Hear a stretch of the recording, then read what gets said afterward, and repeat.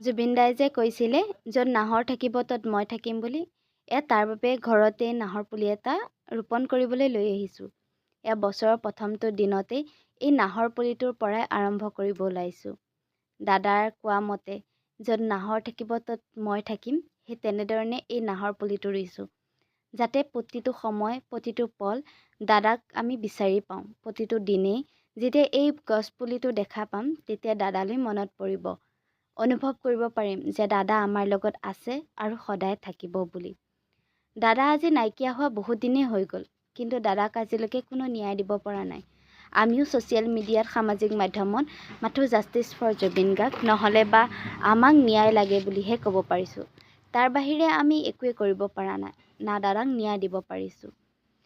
তাৰ পাছতেই পুলিটো ধুনীয়াকৈ ৰুই দিলে আৰু ৰুই দিয়াৰ পিছতে অকণমান বেৰি দিবলৈ মানুহজনে চেষ্টা কৰিছে, যাতে কোনো গৰু বা ছাগলীয়ে আহি এই পুলিটো খাব নোৱাৰে।